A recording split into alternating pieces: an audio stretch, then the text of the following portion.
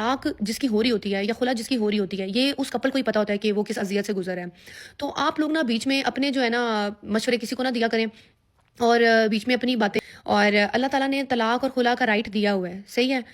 عورت اور مرد دونوں کے پاس رائٹ ہے کہ اگر نہیں، اور میں نا آپ لوگوں کو ایک میسج دینا چاہ رہی ہوں، آپ سب کو، بڑوں کو، چھوٹوں کو، لڑکوں کو، لڑکیوں کو، ماؤں کو، بہنوں کو، ساروں کو، میرے نا رجب اور یار دیکھیں، اتنا بڑا ہمارے معاشرے میں طلاق اور خلا کو ہوا کیوں بنایا ہوا ہے، اتنا بڑا ایشو کیوں بنا لیا ہے؟ لڑکا اور لڑکی کو پتا ہے کہ وہ کس اذیت سے گزر رہے ہیں، ٹھیک ہے؟ سم ٹائم لو میرج آپ کر لیتے ہیں، لیکن اس میں آپ کو بعد میں جا کے پتا لگتا ہے، جو چیزیں آپ کو پہلے نہیں پتا لگتی وہ کسی کے گھر جا کے پتا لگتی ہیں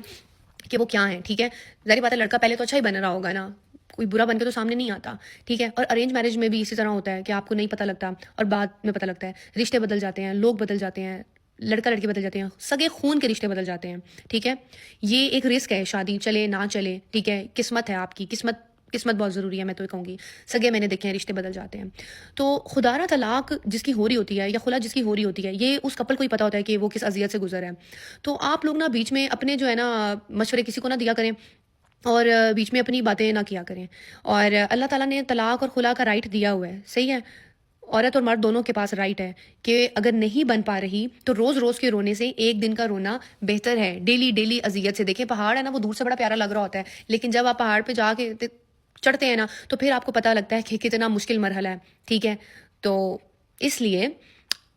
لوگوں پر اپنے فیصلے مت تھوپا کریں۔ پیرنٹس سے بھی میری ریکویسٹ ہے کہ اگر ارینج میرج ہو رہی ہے تو بچی اور بچے کے لیے اچھا سوچیں، یہ پہلے دیکھ لیں کہ وہ کمپیٹیبل ہیں یا نہیں ہے، اور جو لڑکا لڑکیاں بھی عشق مشوقیاں کر رہی ہیں نا، وہ بھی عشق مشوقی کی ساری رات باتیں کرنے کے بجائے پروڈکٹیو باتیں کریں، اپنے گولز کے بارے میں باتیں کریں، اپنی اور اس کی نیچر کے بارے میں بات کریں، اور دیکھیں کہ کیا، پہلے تو خود سے بات کرو نا بیٹھ کے، لڑکا اور لڑکی بھی خود سے پوچھو کہ ایک پارٹنر کے لیے آپ لوگوں کو کیا کیا چاہیے، کیسا پارٹنر چاہیے، کیا کیا چیزیں آپ کی ضروری ہیں، کن چیزوں کے بغیر آپ نہیں رہ سکتے ہیں، اور کن چیزوں پہ آپ کمپرومائز کر سکتے ہیں، اور پھر وہ چیزیں آپ اپنے پارٹنر سے ڈسکس کریں۔ اور اگر اس کو ایشو ہے تو پھر یہ نہ کہیں کہ ہاں شادی کے بعد ہم بدل دیں گے، ہاں شادی کے بعد سب ٹھیک ہو جائے گا۔ کچھ شادی کے بعد ٹھیک نہیں ہوتا، جو ہونا ہے شادی سے پہلے ہونا ہے۔ ایک چیز شادی سے پہلے جیسی ہے وہ بعد میں ویسے ہی رہے گی، اس لیے جو کرنا ہے، جو سوچنا ہے، جو سمجھنا ہے شادی سے پہلے سمجھ لو۔ اور اگر کوئی طلاق یا خلا لینا چاہ رہا ہے تو پلیز اپنی بیٹی اور اپنے بچوں کو اس میں سپورٹ کر دو، کیونکہ اگر آج تم لوگ سپورٹ نہیں کرو گے تو